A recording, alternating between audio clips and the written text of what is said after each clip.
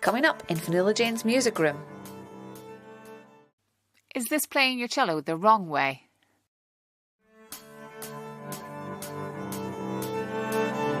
Learn and play and have a good time. Fionnuala-Jane's music room. Hello and welcome to my music room. My name is Fionnuala-Jane. So today we're going to be talking about making some sounds on the cello.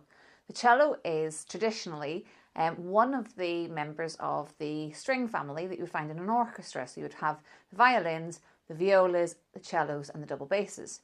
And traditionally we would use our fingers up here to play and we'd use our bow on the strings. Okay, but it's also technically a percussion instrument because there's lots of things that we can do with our cello where we can make sounds. So I'm going to be showing you an example of some sounds and sort of let you know that there's no right or wrong way to play the cello.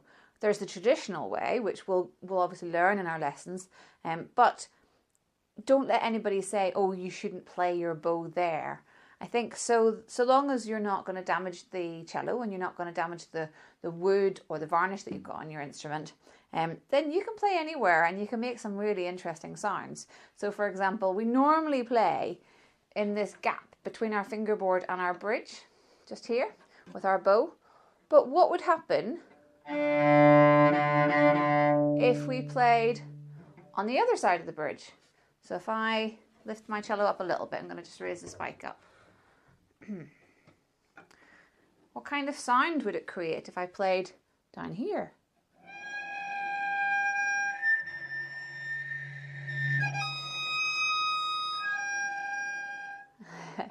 So you might not like that sound, or you might think, oh, that's quite ghostly, whistly, eerie kind of sounding.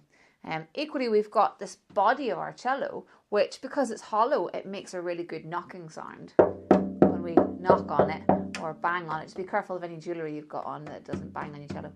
So, or sometimes you can see people sort of squeaking along the side and making these squeaking sounds. We've got a bow, and very carefully, you don't want to damage it. You can use the bow to tap things, so we could maybe tap the tail piece at the bottom. Sounds like somebody tapping on a pipe in a bathroom. Or we've got a spike, we could tap on the spike. So there is actually two different ways you can play with the bow. There is the horsehair, which you play on the strings, but you can actually use the wood to play, and there's a special name for that. So when we use the wood of the bow to play, we call that collegno. So if we're using the wood on any part of the cello, technically it's still collegno. What about if we were to play all the way up here, above the nut of the cello, above where the strings start to go into where the peg box is? If we play up there. Oh, really squeaky. Hey. What about if we used the wood of the bow, but we ricocheted off the strings?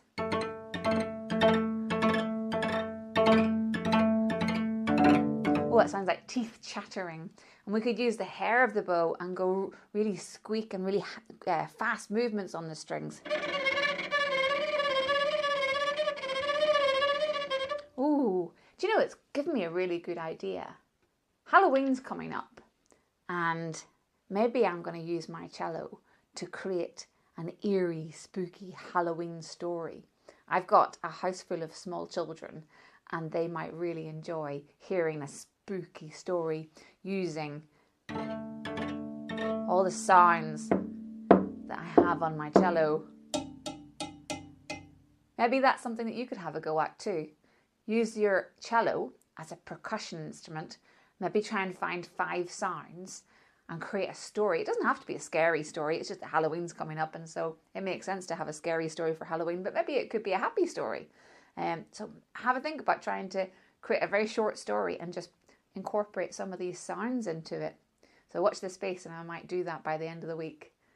So enjoy getting to know your cello and just creating some funky sounds on it. Just try not to damage your varnish. Thanks for joining me for this lesson, understanding that our cello is a percussion instrument, not just a classical orchestral instrument. And there's lots of things that you can do that are really fun on your cello. And yeah, please, if you do create a story, feel free to post it. Feel free to put it on my socials. I'd love to see it.